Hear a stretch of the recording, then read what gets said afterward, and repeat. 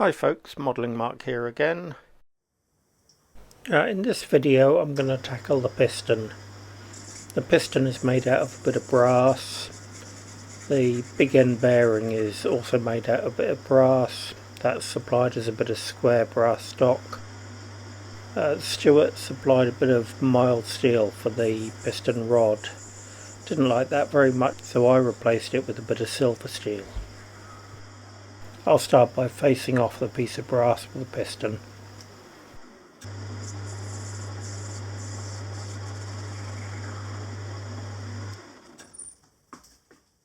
Now I'll turn it down to slightly oversized. I've left it slightly oversized so I can do the final fitting when it's on the piston rod.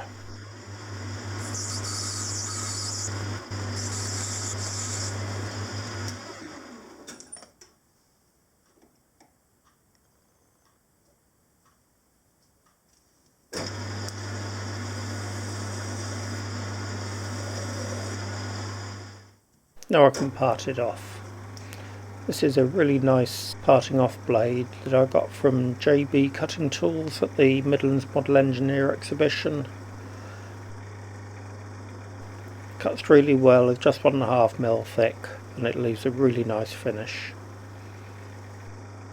However, it doesn't like cutting silver steel. Try parting off silver steel and it just snatches and breaks the bit.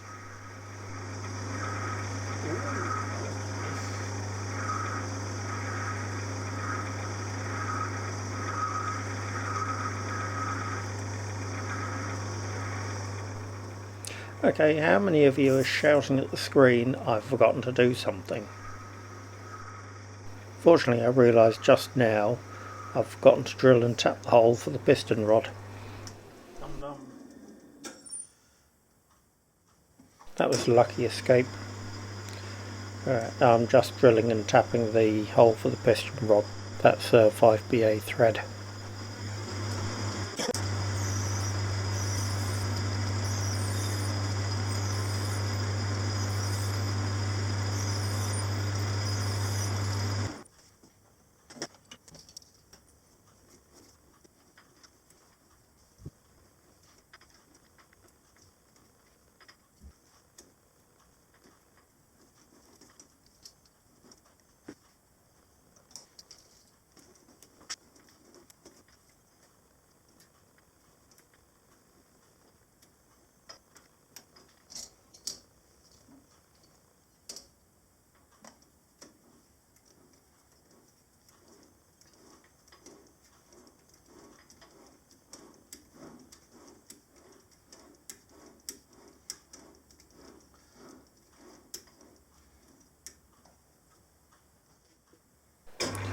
Now let's try the parting off again.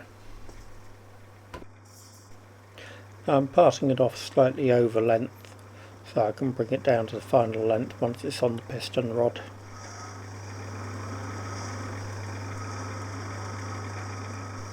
Now I've left this clip at normal speed so you can see how long it takes to part off.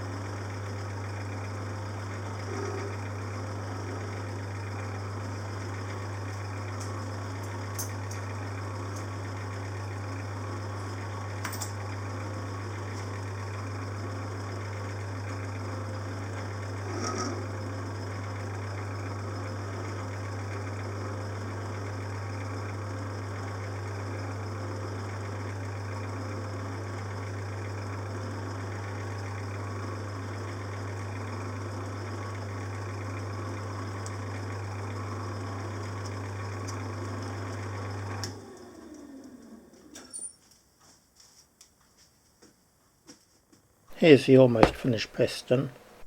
Now the piston rod is just a piece of stainless steel threaded both ends. I didn't bother videoing that.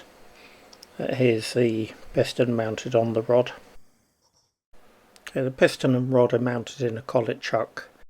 I've put a spacer behind the piston to support it so that I don't bend the piston rod, and also so that I can get to the full width of the piston without putting the cutting tool into the collet. Now it's a simple process to take the piston down to its final length.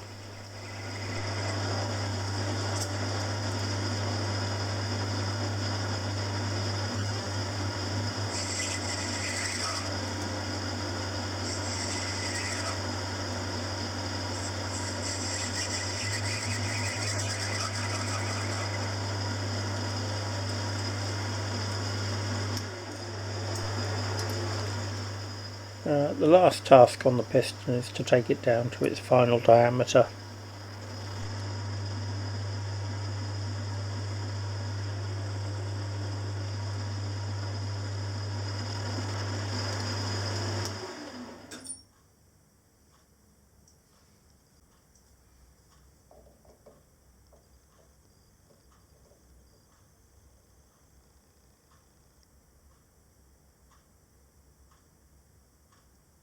$13.9 thou to go.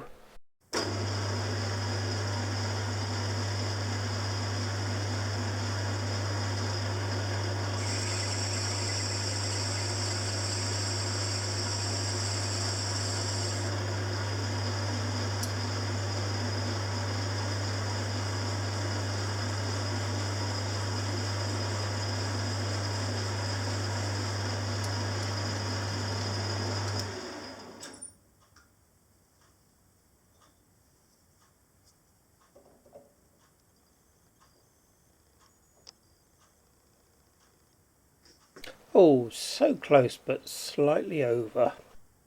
Yeah, and the cylinder won't quite fit. I think that's just a spring pass away from a perfect fit.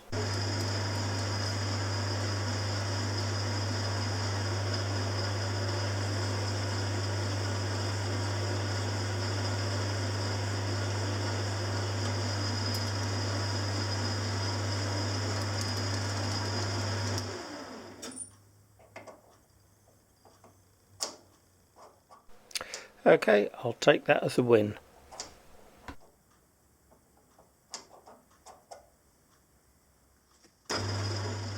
The drawings in the book call for quite a deep groove for a piston ring of some sort. Possibly using graphite packing as a piston ring. Anyway, it seems a bit overkill to me.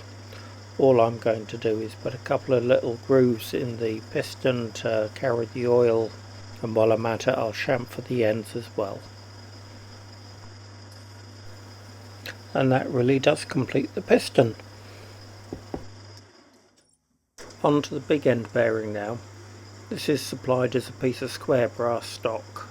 I didn't fancy spending ages putting it in the 4-drawer chuck and centering it up, so I've just made a makeshift collet out of a piece of scrap aluminium.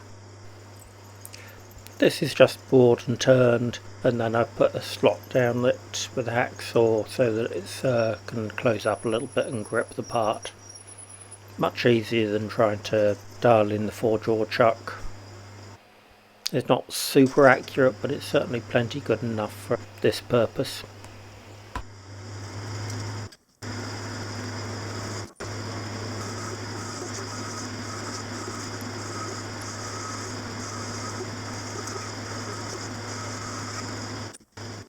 It's only aluminium, so I couldn't be bothered to set up the parting off blade.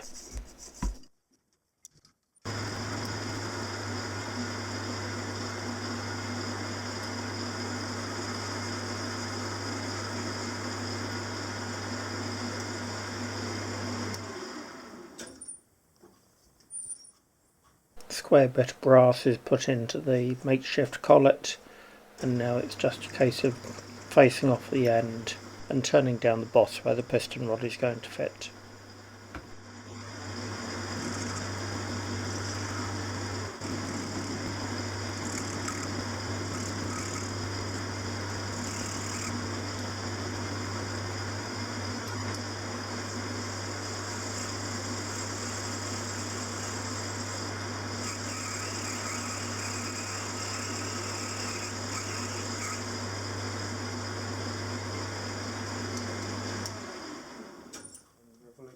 Now I'll just go in with a 45-degree chamfer bit to chamfer off where the square meets the round.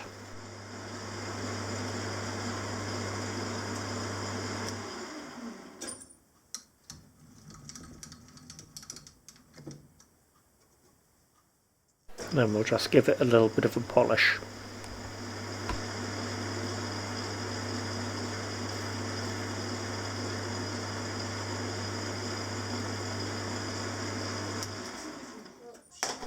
Now we drill and tap the end of the big end for the 5BA thread to take the piston rod. All simple stuff.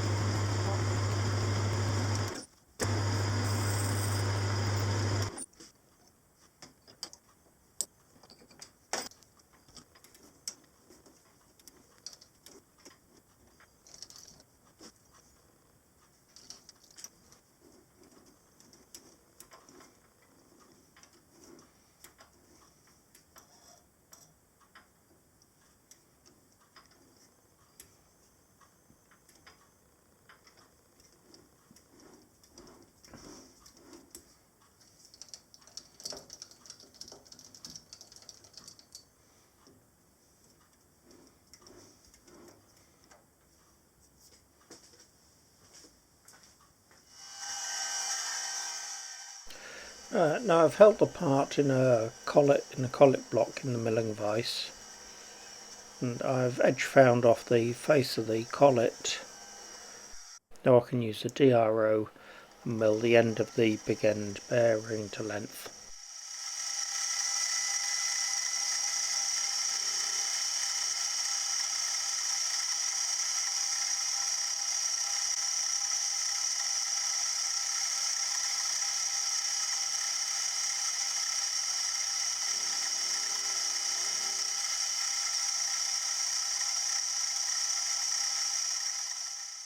Now the square looks as though it's square to the milling table, but it's only approximately square.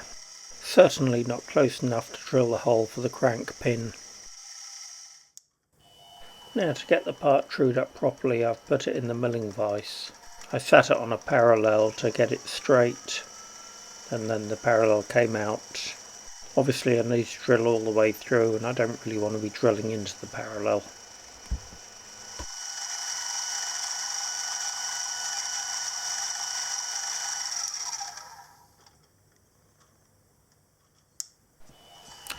To find the centre line, I'm indicating off the inside of the vice jaws using the small edge finder. You'll also notice I've balanced the jaw with a bolt. The head was just the right size. Put that down to luck.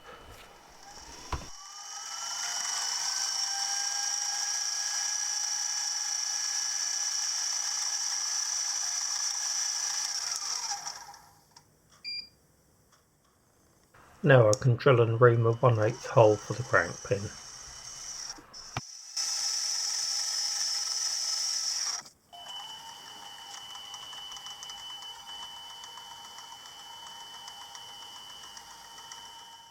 This is the part which I thought was going to be finished now, but looking at it I think the end actually looks a little bit too square.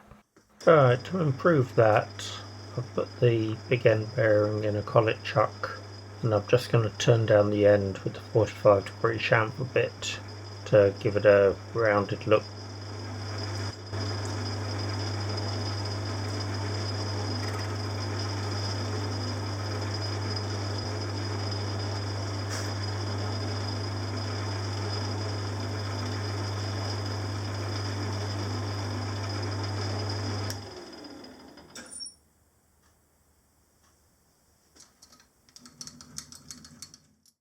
No, I'm much happier with that. I think that looks a lot better.